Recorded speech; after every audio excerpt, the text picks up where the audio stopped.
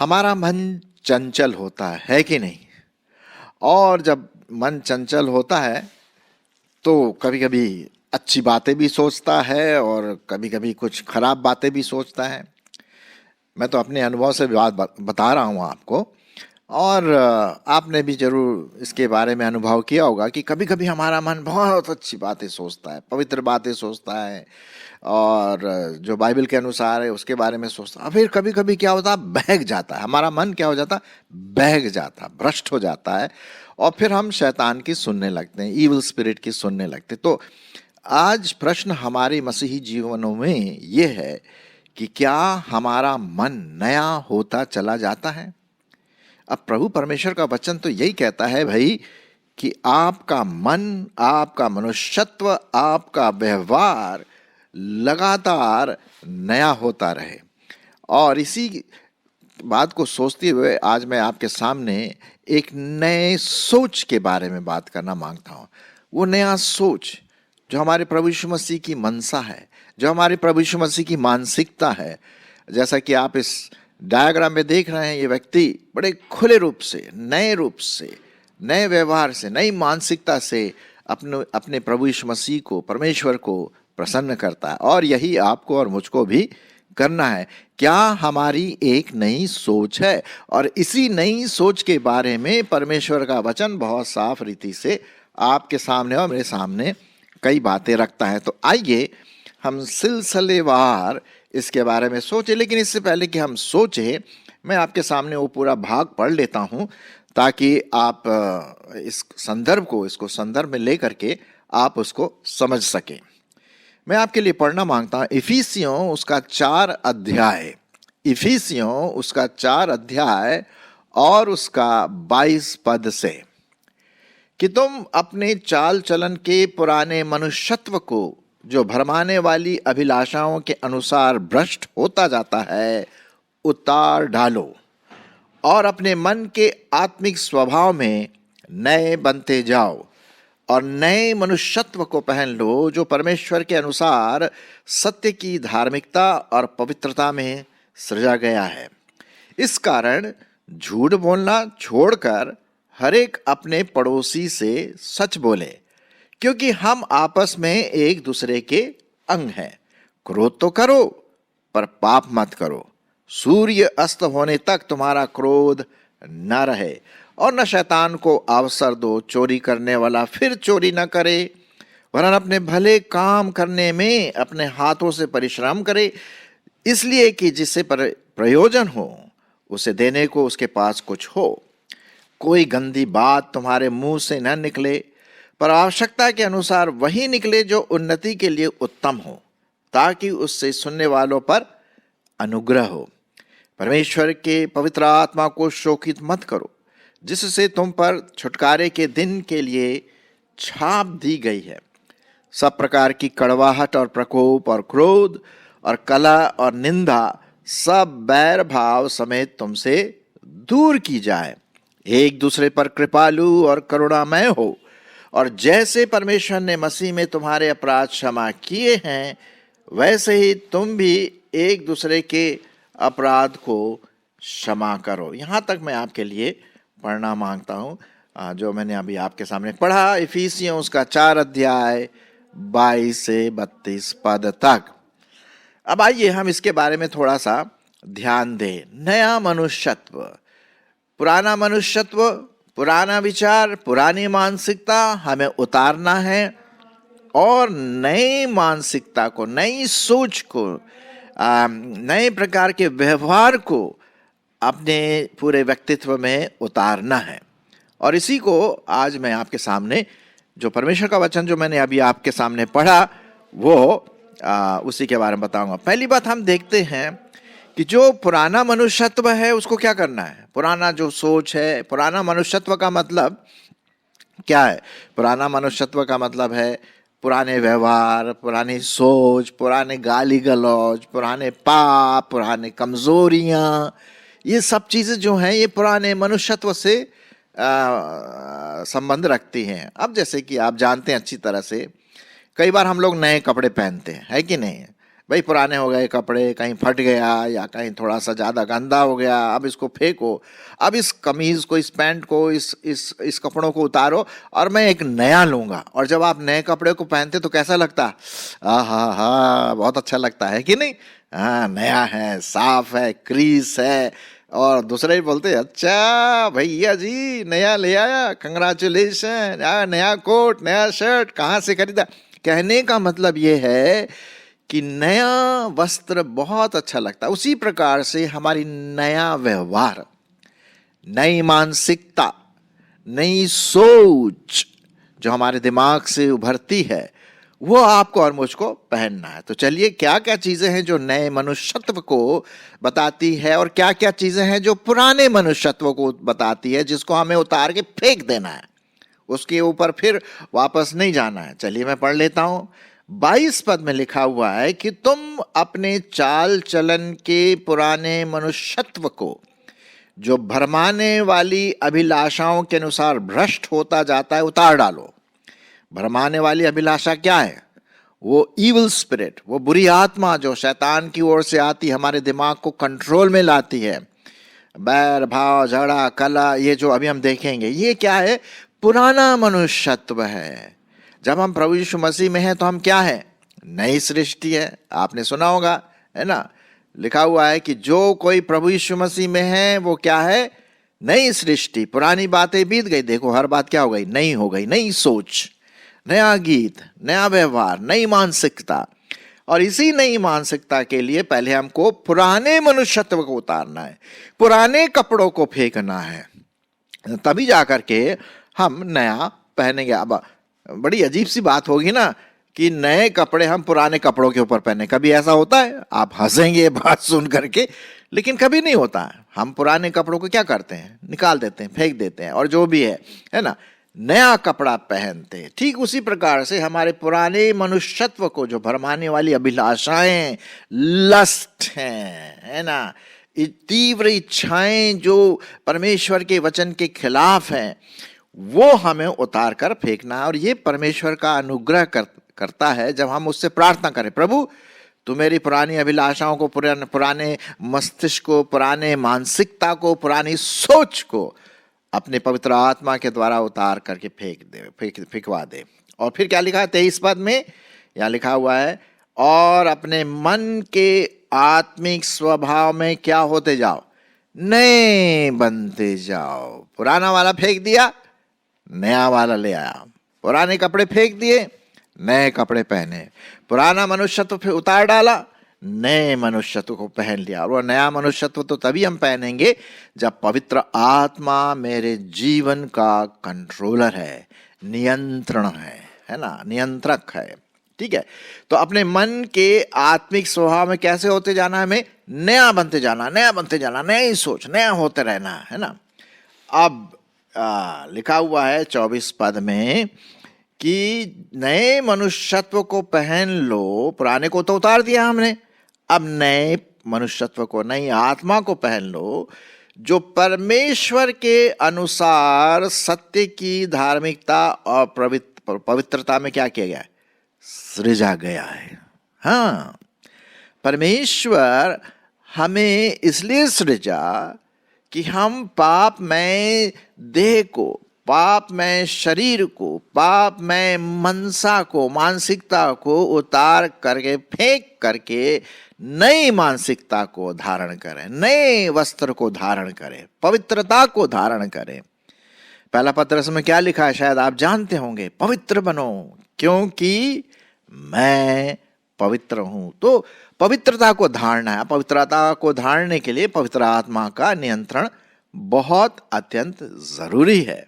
आप प्रार्थना करें, प्रभु मेरी मनसा को, मेरी मानसिकता को, मेरे मस्तिष्क को, मेरी सोच को नया कर। पवित्र आत्मा का नियंत्रण मेरे विचार में, मेरी कल्पनाओं में हो सके। ठीक है, अच्छा, जब हम ऐसा करते हैं तब कुछ प्रैक्टिकल चीजें आ जाती है ना। पता पड़ता है ना कि भाई अपने फलों से ही पेड़ पहचाना जाता है कि ये आम का पेड़ है, केले का पेड़ है, संतरे का पेड़ है। भाई जैसा फल है ना, उसी के अनुसार पेड़ होगा।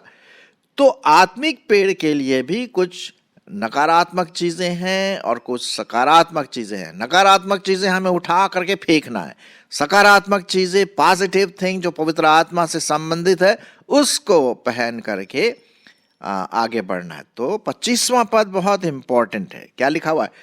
इस कारण झूठ बोलना छोड़ दीजिए। पुराने मनुष्यत्व में क्या था? झूठ बोला। अरे मैं तो मजाक कर रहा था, कभी कभी ना बोलते अरे मैं ऐसे थोड़ी, मैं मजाक कर रहा था। भाई मजाक में भी अगर आप झूठ बोले, मतलब ठीक है मजाक एक हल्का मजाक है, लेकिन अगर उस झूठ से मेरा फायदा और दूसरे का नुकसान है, बिल्कुल गलत है। हाँ एंटरटेनमेंट चलो हम मजाक करते हैं लाइट रूप में, वो अलग चीज है, लेकिन झूठ ना बोलें। लेकिन झूठ जो नकारात्मक चीज है, पुराना मनुष्यत्व है, उसको उठा करके फेंकना है। और नया मनुष्यत्व क्या है? हरेक अपने पड़ोसी से सच बोले। 25वां पद लिखा हुआ है, इस कारण झूठ बोलना छोड़कर हरेक अपने पड़ोसी से सच बोले, क्योंकि हम आपस में एक दूसरे के क्या हैं? अंग हैं। विश्वासी भाई बहन एक दूसरे के अंग हैं, प्रभु यीशु मसीह की देह हैं। एंड सो अगर हम अपने पड़ोसी से झूठ बोल रहे हैं, इसका मतलब हम अपने आप से झूठ बोल रहे हैं, है ना? क्योंकि वो दूसरा जो हमारा पड़ोसी विश्वासी है वो क्या है? वो हमारा अंग है, हम उसके अंग है। तो क्या हम अपने आप से झूठ बोलेंगे? बिल्कुल भी नहीं झूठ बोलेंगे, है ना? तो हम अपने पड़ोसी से क्या बोले? सच बोले। ये नया मनुष्यत्व है। पुराना मनुष्यत्व क्या है? झूठ बोलना, सरासर झूठ बोलना अपने फायदे के लिए। नहीं नहीं नहीं, इससे पवित्र आत्मा शोकित होता है जब हम झूठ बोलते हैं। लेकिन जब हम सच बोलते हैं तो पवित्र आत्मा की बड़ाई होती, प्रभु की बड़ाई होती। अच्छा, फिर 26 पद में क्या लिखा हुआ है? बहुत इंटरेस्टिंग भाई। क्रोध तो करो, क्या लिखा हो? क्रोध तो करो पर पाप मत करो। सूर्य अस्त होने तक तुम्हारा क्रोध न रहे। जी हाँ, क्रोध तो सभी करते हैं, गुस्सा आता है ना सबको। भैया मोरी मुझे भी गुस्सा बहुत आता है। हाँ, और मैं पवित्र आत्मा से विनती कर रहा हूं कि भाई मेरे गुस्से को पवित्र आत्मा तू कंट्रोल में ले ले। गुस्सा करो, गुस्सा होता है, क्यों नहीं, कौन नहीं होता गुस्सा? कोई ऐसी बात हो गई, झुंझलाहट आ जाता है, कभी कभी हम नाप शनाप शब्द बोल देते हैं गुस्से में आकर के, और जब ठंडे दिमाग से सोचते अरे यार मैंने बहुत गलती किया, है ना? तो क्रोध के लिए जगह है, लिखा हुआ है क्रोध तो करो पर पाप मत करो। पाप का मतलब उस क्रोध को आगे बढ़ा करके और दूसरा खराब काम मत करो। हैं? उल्टे सी चीजें तोड़ना या गाली गलौज करना, ये पाप हो जाएगा। क्रोध करो ठीक है, कभी कभी अपने पति से, पत्नी से, माँ बाप से, बच्चों से हो जाता है, लेकिन उस क्रोध को ज्यादा देर ठहरने मत दो। हाँ, मतलब शाम तक वो क्रोध ठंडा हो जाना चाहिए भाई, चाहे किसी की भी गलती क्यों ना हो, वो ठंडा हो जाना चाहिए। सूर्य अस्त होने तक तुम्हारा क्रोध बिल्कुल भी ना रहे। आप दिन भर प्रार्थना कर सकते हैं, प्रभु तू मेरी अगुवाई कर कि मैं पाप ना करूं, मुझे सहायता कर कि मैं क्रोध ना करूं। और जिससे आप क्रोधित हुए हैं उससे आप माफी भी मांग सकते हैं, है ना? कि मैंने यार गलत बात बोली, मैंने कभी ऐसे किया है, मेरे जीवन में ऐसा आया, माफी मांगा, है ना? तो क्रोध करो परंतु पाप मत करो। ये नया मनुष्यत्व, इसको नया मनुष्यत्व बोलते हैं। नए मनुष्यत्व में हम बढ़ते चले जाते हैं। और शैतान को भैया किसी भी प्रकार का अवसर मत दो। हाँ, ताकि वो जैसे होता है ना, चेस गेम में क्या करते हैं, दूसरा व्यक्ति जो चलता है अगर वो हमारे पावरफुल गोटी को लेता है तो बहुत दुख होता है। मैं थोड़ा बहुत चेस जानता हूँ, लेकिन दुख होता है। तो हम कभी भी शैतान को ऐसा अवसर न दे। अब 28 पद में भी बड़ा प्रैक्टिकल रूप से दिया गया है पुराना मनुष्यत्व और नया सोच। पुराना सोच क्या है? चोरी करना। चोरी करने वाला फिर चोरी ना करे। ये पुराना मनुष्यत्व, इसको उगाड़ के फेंकना है। और नई सोच क्या है? वो ये है, लिखा हुआ है 28वें पद में, नई सोच वरन भले काम करने में अपने हाथों से क्या करे? परिश्रम करे, हार्ड वर्क करे, इसलिए कि जिसे प्रयोजन हो उसे देने को उसके पास कुछ हो। भैया हम तो ऐसा है ना, अपने हार्ड वर्क करें और जो पैसा आता है, जो भी हमें मिलता है, अगर हम उससे किसी दूसरे की सहायता कर सकते हैं, अपने विश्वासी भाई बहनों की, तो बल्ले बल्ले की बात है भाई। हाँ, परिश्रम करना चाहिए। जो भी, ये नहीं सोचना चाहिए अरे ये मेरा काम नहीं है।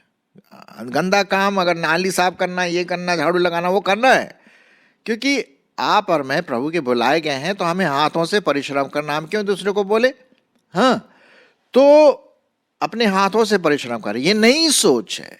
पुरानी सोच क्या था? चोरी करो, हाँ, झूठ बोलो। नहीं, नई सोच है सच बोले, भले काम करने में अपने हाथों से परिश्रम करें कि हम किसी की सहायता कर सके। फिर उसके बाद 29वां पद भी लिखा हुआ है कि पुराना जो सोच है और नया सोच। पुराना सोच क्या है?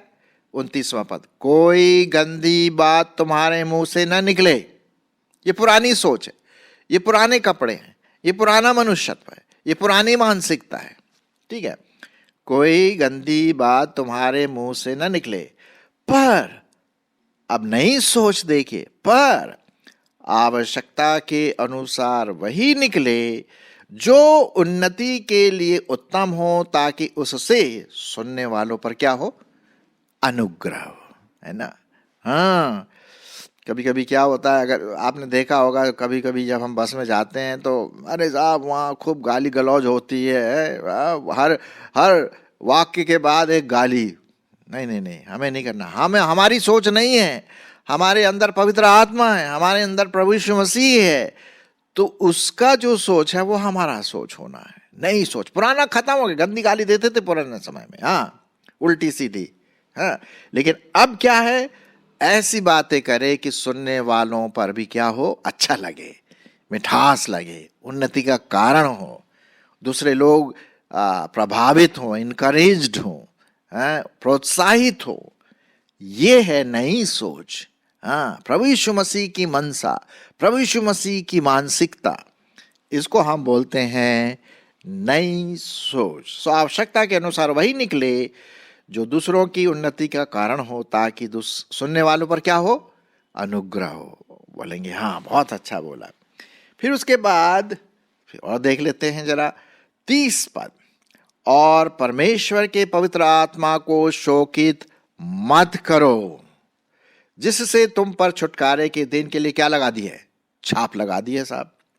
पवित्र आत्मा को हम शोकित न करें, क्योंकि हम प्रभु यीशु मसीह के खरीदे गए लोग हैं, प्रभु यीशु मसीह के लहू से खरीदे गए हैं, और हमारे ऊपर पवित्र आत्मा की छाप लगी। आप जानते हैं, जब पोस्ट ऑफिस में आपको कोई पार्सल भेजना पड़ता है तो उसमें पोस्ट ऑफिस अपनी छाप लगाता है, मोहर लगाता है, और उसके बाद वो जो चीज़ है, जो भी पार्सल है, अब आपकी नहीं, सरकार की हो जाती, पोस्ट ऑफिस की हो जाती, जब तक कि दूसरे को वो मिल ना जाए। उसी प्रकार से पवित्र आत्मा की छाप हमारे जीवनों में, हमारे मनों में, हमारे व्यक्तित्व में पड़ जाती। इसलिए हमें पवित्र आत्मा को शोकित नहीं करना है गलत कामों से, गाली देने से, झूठ बोलने से, कड़वाहट से, निंदा से, घमंड से। ये इससे पवित्र आत्मा शोकित होगा। हमारी नई सोच क्या है? पवित्र आत्मा को हम शोकित ना करें। और शोकित कैसे करते हैं लोग? 31 पद में लिखा हुआ है, सब प्रकार की कड़वाहट, ये पवित्र आत्मा को शोकित करती है। प्रकोप पवित्र आत्मा को शोकित करती है। क्रोध पवित्र आत्मा को शोकित करती है। कलह, निंदा, सब बैर भाव तुमसे क्या हो? दूर हो। हम पवित्र आत्मा को शोकित करने वाले नहीं, पवित्र आत्मा के अनुसार चलने वाले बने, उसके प्रभाव में आकर के नई सोच, नए विचार, नई कल्पनाएं, नई बातें, नया व्यवहार, नई मानसिकता, ये हमारा सोच होना है, जो प्रभु यीशु मसीह की मानसिकता है, प्रभु यीशु मसीह का मन है हमारे प्रति। अब आइए हम 32 पद पढ़ लेते हैं, बहुत अच्छा पद है, इफिसियों 4:32। एक दूसरे पर कृपालु, ये नई सोच है, हाँ, और करुणामय, और जैसे परमेश्वर ने मसीह में तुम्हारे अपराध क्षमा किए, वैसे ही तुम भी एक दूसरे के अपराध को क्या करो? क्षमा करो। आमीन। तो यहाँ पर हम देखते हैं मेरे प्रियो, जो हमने देखा इफिसियों 4:22 से 32 तक, कि हमारा मन क्या हो? नया हो और हम दूसरों के अपराधों को क्षमा करें। चाहे वो हमसे माफ़ी मांगे ना मांगे, हम अपनी तरफ से क्षमा कर दें। अगर वो माफ़ी मांगते तो अच्छी बात है, लेकिन अपनी तरफ से हम कोई बैर भाव और कलंक वाली बात ना करें, क्योंकि ये परमेश्वर की आत्मा बोलती है कि हम एक दूसरे के अपराधों को क्षमा करें, जैसे प्रभु ने हमारे अपराधों को क्षमा किया। हाँ, जब उसने क्षमा किया तभी तो हम स्वर्ग के वासी बन गए ना। हमारे पाप क्षमा हुए और हम हमेशा अनंत जीवन सनातन के लिए प्रभु के साथ होंगे। सो आइए हम आने वाले समय में एक नई सोच के साथ आगे बढ़ें और इससे हमारी भी उन्नति होगी, आपकी भी उन्नति होगी, कलीसिया की उन्नति होगी और इससे प्रभु परमेश्वर को महिमा मिलेगी।